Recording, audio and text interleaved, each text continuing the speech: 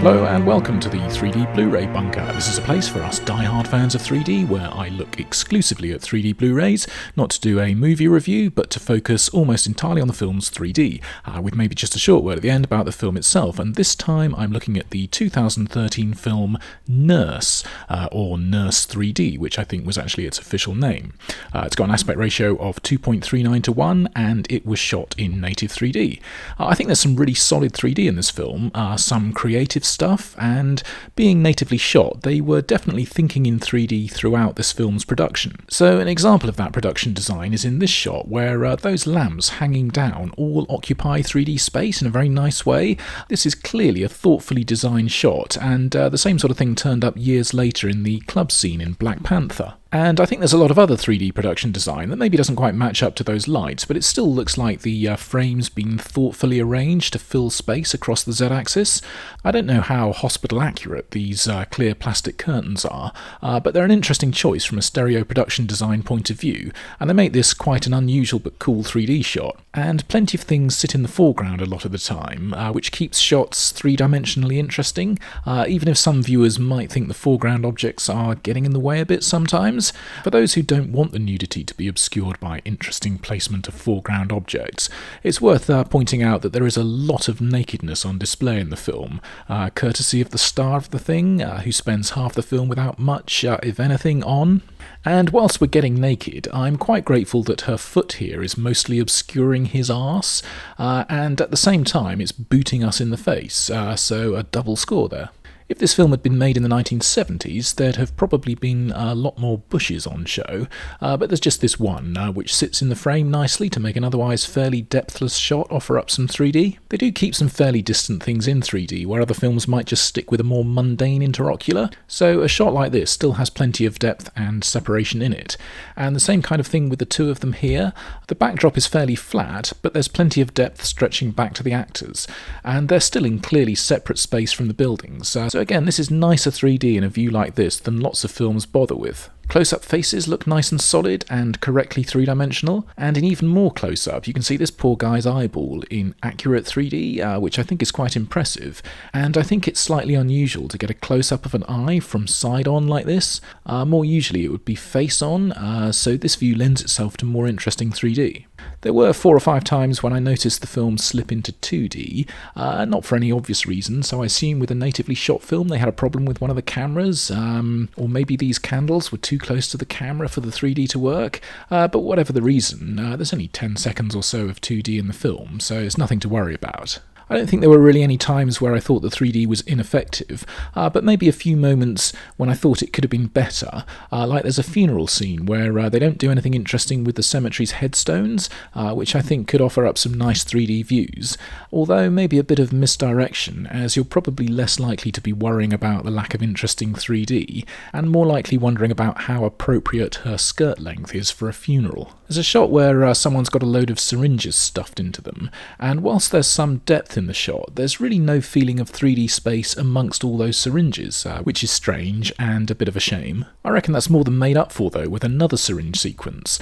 So we see her about to inject someone, and you maybe think that you're ahead of the film and you know exactly what sort of obvious 3D shot they're about to do, a Jaws 3 style hypodermic squirt into your face, so it's a real surprise to suddenly get this very unexpected CG shot from inside the syringe in an effective, fun and pretty clever piece of 3D. And there are other bits of CG here and there where they have some fun with the 3D, like some surgical tools being thrown out of the screen in slow motion. Sometimes the use of CG for a few of the gory shots seems a bit unnecessary, and you might think it could have looked a lot better if they'd created the shot old school style with practical effects, but at least this railing spike pokes a good way out of the screen. Although I can't help feeling that this is one of those occasions where the 3D makes the CG a bit more obvious than it would be in 2D, and another piece of CG gore possibly doesn't work in quite as effective a way as it might have been hoped, is this blade through the neck moment, where the degree to which it emerges from the screen is a bit diminished by the fact that his chin sticks out just as far. So, lots of gore and nudity, often combined, like this scene where a load of blood gushes out of the screen as she cuts his arm off whilst wearing, I think, just a pair of surgical gloves. So I reckon fans of pop-out 3D get a good fill of treats in the film, and other things include brief bits like smashing glass or more sustained shots like the scalpel being held out of the screen, and there's a bit where we look up at a shower head and then the water pours out of the screen.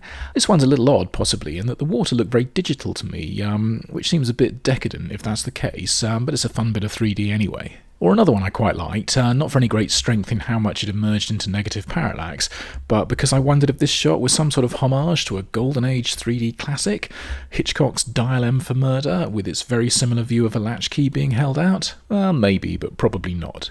Because it's set in a hospital, there are plenty of nice deep corridor shots, and a really good moment which I suppose was done optically, where the camera appears to move from left to right from one corridor to another, which I think is quite a stylish 3D shot. There's something the film does several times which I really like, and that's offering up hyper-stereo views of the city.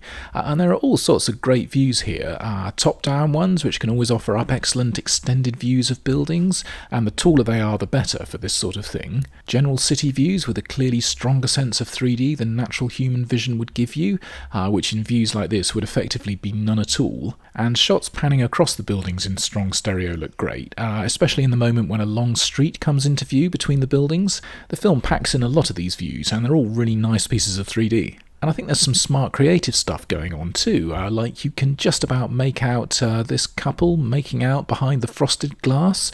And this is a 3D effect I don't remember having seen before, simple really, but I thought it was strangely effective. And after the event, this might look like an obvious thing to do, but I really like the way they put the little hand cursor a little way out in front of the screen here. It's a tiny detail, but it makes an otherwise flat screenshot look more interesting. And I'm fairly sure I'm not imagining it, but the video being played on the laptop screen here is actually pushed back a little bit beyond the computer's screen. I like this shot because whilst there are plenty of cues to tell you who to focus on, like she looks taller than she ought to appear, she's almost the only one with blonde hair and is facing in a completely different direction to everyone else, well, that's actually more than enough cues there. But the good 3D depth and separation in this crowd shot is sort of the icing on the cake in isolating Katrina Bowden from the rest of them. And I like this too. It's a strong top-down view looking at the car, with the rain falling through 3D space around it, and I like this because it's quite powerful 3D at a moment when we know something quite dramatic is going to happen inside the car. I think my favourite shot in the film is a lovely steady and slow drop down a multi-level staircase. It's not flashy 3D, but it's a really gorgeous stereo view. There's no possible accusation of this being gimmicky, even from the most ardent 3D hater. It's just a beautiful camera move through 3D space. After all the film's gore and titillation, I'll end on a nice innocent shot of a vase of flowers. I think this is actually also pretty good 3D, as the flowers are sitting strongly in their own space in the shot, and they're a symbolic offering from one of the characters, which isn't going to be appreciated by another one. So just a very quick word about the film itself. I'm not entirely sure what to make of Nurse. It's a fairly blood-spattered movie about a killer nurse, a fairly frequently nude killer nurse, although despite all of its nudity, I wouldn't really class it as being in any way erotic. I sort of assume its tone is supposed to be satirical. I totally lost track with horror films soon after Scream as to where things had got to with being post-ironic, and I didn't think this one was ever actively funny. I'm just not sure what kind of mood they were going for, because the oddest thing about it is the performance from its leading lady, Paz de la Huerta, which I don't really understand. It feels like they got her to deliver a deliberately bad performance, but I'm not sure to what end. I can't believe that this is simply a straightforwardly bad piece of acting, as I don't think she should have been hired in the first place if this was actually the best she could do, which I'm sure it isn't. It's a bit strange, and I thought annoyingly terrible, but I definitely wouldn't class the film in that category of so bad it's good, in as much as it does have plenty of positive things going for it. Like, aside from the lead, all of the other actors are fine. I mean, Kathleen Turner appears at one point for a very brief scene, which was a bit unexpected. It's all competently put together, coming across as fairly glossy looking for a low-budget film, and I thought the photography was surprisingly classy. Anyway, I'd be quite cautious about recommending this as a 2D movie, but like I said at the top, I think 3D is baked into the film's title, and that's how it was conceived to be seen.